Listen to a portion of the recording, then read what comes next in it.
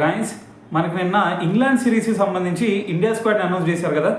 మరి ఈ squad announce చేసిన తర్వాత ప్రతి ఒక్కరు కూడా క్వశ్చన్ రైజ్ చేస్తుంది ఏంటంటే, అసలు శుభ్మన్ గిల్ని కెప్టెన్గా ఎందుకు పెట్టారు?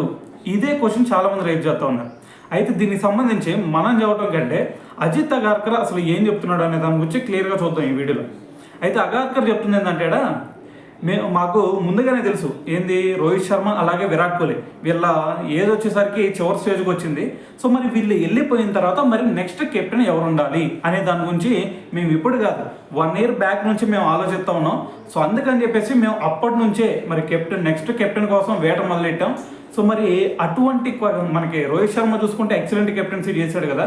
సో మరి అటువంటి క్వాలిటీసు, అటువంటి బ్యాటింగ్ సో ఎవరిలో అన్నా ఉందా అని మేము ఒకసారి ఎగ్జామిన్ చేసిన తర్వాత మాకు అనిపించింది శుభ్మన్ గిల్లో ఈ క్వాలిటీస్ అన్నీ ఉన్నాయి అని మాకు అనిపించింది. సో అందుకని చెప్పేసి మేము పిక్ చేసుకున్నాం. సో అయితే మరి ఇండియా టీం మొత్తం కూడా మాది కాదు కదా.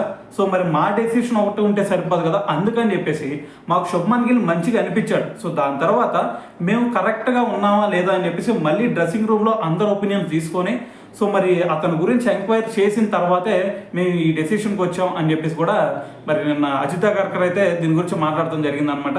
సో ఏదైనా సరే మరి మనకి దాంతోపాటు అతను చెప్తుంది ఏంటంటే ఇంకో విషయం, మనకి రేపు మేము ఈ కెప్టెన్ని అనౌన్స్ చేసామంటే ఏదో ఒక సిరీస్కి 2 సిరీస్లకు సంబంధించి కెప్టెన్ అనౌన్స్ చేయలేదు. మేము దీర్ఘకాలిక అవసరాల కోసం అంటే దాదాపు ఒక 10 సంవత్సరాలని దృష్టిలో పెట్టుకొని సో అప్పటి వరకు ఈ బ్యాట్స్మెన్ మాకు చివరి వరకు ఉండగలుగుతాడా లేదా అనేది ఒకసారి ఆలోచించిన తర్వాతే మేము ఈ డెసిషన్ తీసుకున్నాం అని చెప్పేసి అజిత్ అగార్కర్ అయితే ఒక క్లారిటీ ఇచ్చాడు అనమాట. సో ఏదైనా సరే మరి అగార్కర్ చెప్పిన ఈ మాటలను బట్టి మరి మీరేమనుకుంటున్నారు? శుభ్మన్ గిల్ ఇండియన్ టెస్ట్ క్రికెట్కి కెప్టెన్గా అర్హుడా కాదా? దీని గురించి మీరేమనుకుంటున్నారు అనేది కింద కామెంట్ చేయండి.